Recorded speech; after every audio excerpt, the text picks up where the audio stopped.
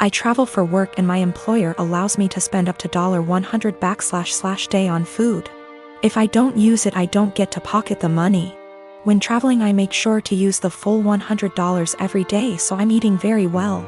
My wife is upset with me because I get to eat out for every meal at least 2 weeks a month. She says it isn't fair and I should just go to the grocery store and bring back food to my hotel. I've explained to her that it doesn't make sense since I don't get to keep the money if I don't use it. Every evening when I call her, she wants to know exactly what I ate. She can see the credit card statements reimbursed by employer, so she knows how much I spent. She'll see I spent $75 on dinner and start freaking out about how wasteful I am. I take her out for dinner at least 2 times a week when I'm in town, and she goes out several times a week with friends when I'm not in town. This whole thing just seems irrational, and it is really putting a strain on our relationship. I haven't gained any weight and am in great shape. I focus on quality of food much more than quantity. Most hotels have a small gym and / or a pool. I can't buy groceries or gift cards to bring home. It is against policy. I submit pictures of the receipts, so this wouldn't work. I track all my expenses and submit receipts for reimbursement weekly. I float the money for 7 days max. Usually I have around $3,000 to $4,000 in expenses per week, which we can make work without any issues since I pay for all my food, airfare, hotels, and car rentals myself. I collect an enormous amount of points and other perks. These points allow me to go on at least 2 vacations a year with my wife for next to nothing. We went to Spain early this year for 2 weeks and spent under $400 for the entire trip. Not using a company card is one of the best perks.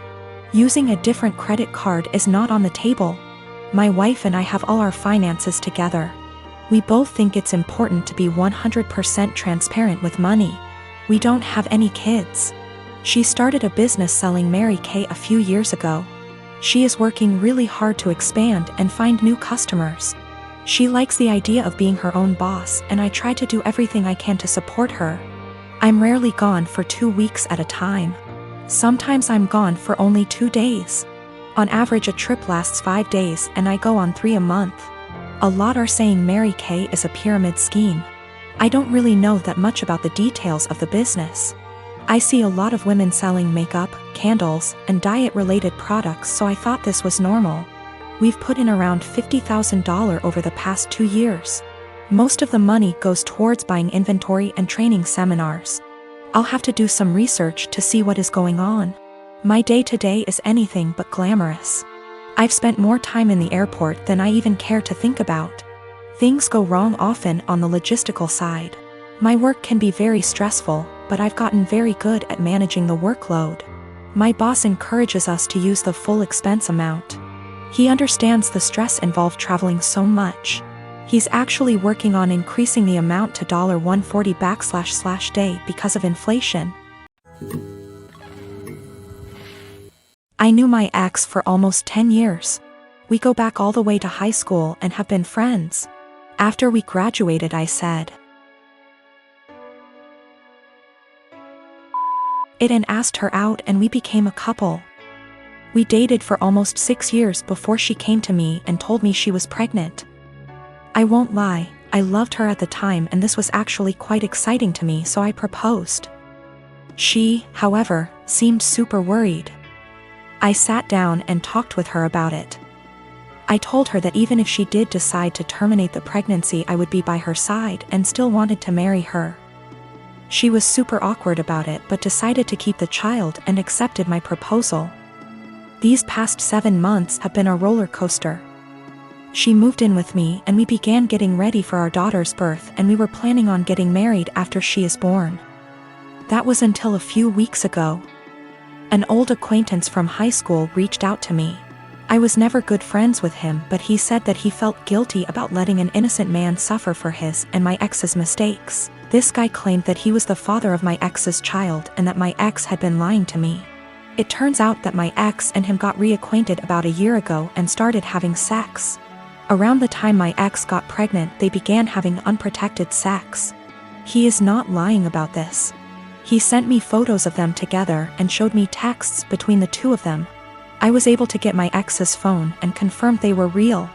Along with this, He sent me a string of Facebook messages of my ex admitting to lying to me because I make more money than the real father, and she would rather I care for it. Suffice to say, I was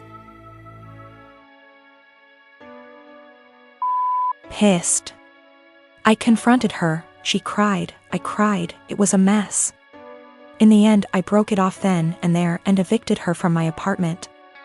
She's in the process of moving out now, but I have not said a single word to her. I have pretty much told her that I want her out of my life. I also demanded a DNA test the minute the child is born. If it is mine, I'll help her support it. If not, then I am never seeing her again. I've been cold to her. Her and her parents has tried multiple times to work it out with me, but I've refused any contact with them.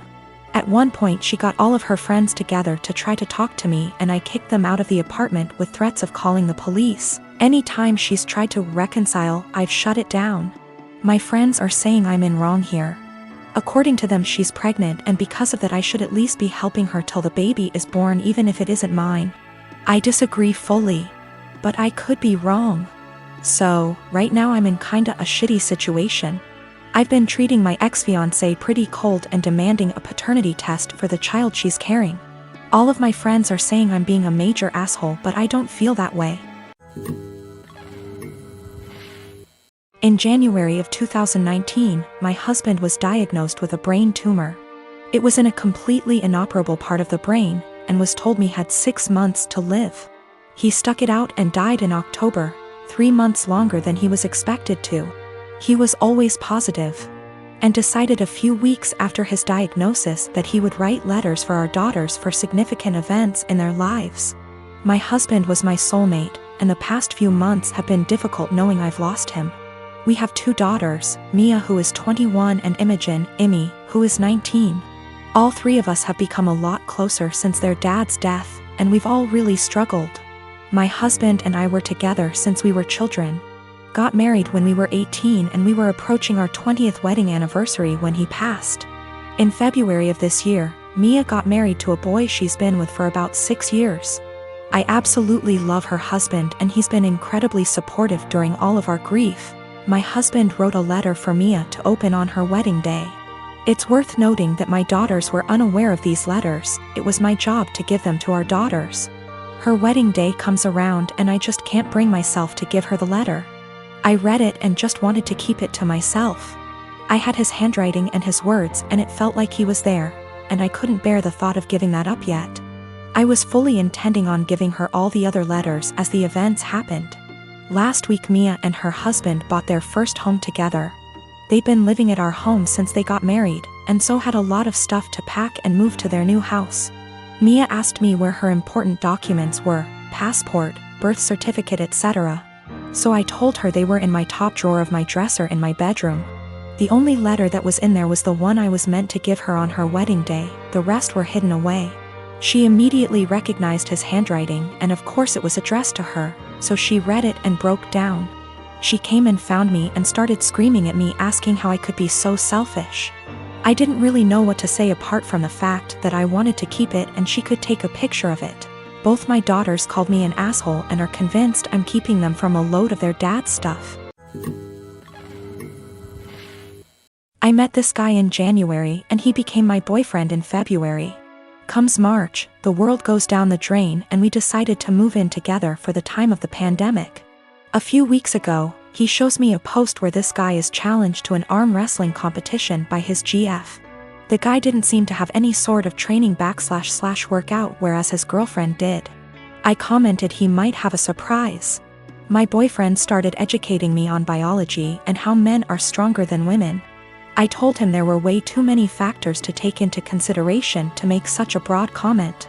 I have been doing weightlifting for 2 years and my boyfriend has never seen a gym in his life, so I used us as an example. That was a big mistake. He got really defensive and condescending, and made comments like, "That's cute." I just let it go. Fast forward to yesterday. He's playing some game with his friend, online, and I can clearly hear him talk about me.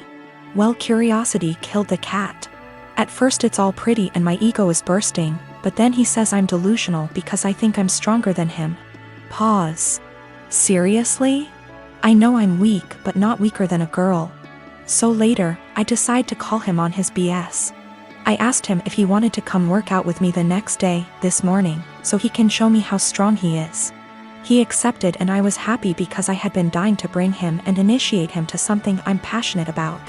So, this morning, we went to my friend's garage. My region allows groups of 10 or less, and we wipe everything. I told him we're gonna do deadlifts. It's my favorite exercise, and I was already planning to test my personal best, so it was perfect. My friend was there cause he corrects my form, and it's been our Sunday ritual since COVID-19. We started light and slowly worked our way up, doing the same number of reps as the other.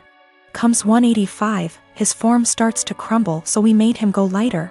But 185 really isn't that much for me, so I kept stacking the plates. He looked very supportive and impressed the whole time. I ended up beating my personal best at 265. I was ecstatic, and so were they. When we got in the car, he was very silent. I assumed he was just tired. We got home, and that's when he exploded and asked me if I was proud of myself. Apparently, I humiliated him in front of my friend. I apologized. I didn't realize he was feeling that way. He got angry and said it really changed the way he saw me, like I'm less of a woman now. He stormed to the basement. I started collecting my things. But now I'm wondering if I should have been reading between the lines and stopped at 190 or something. Or just dropped it and never suggested we work out together. I knew very well I was stronger than him, but I just had to prove it to him.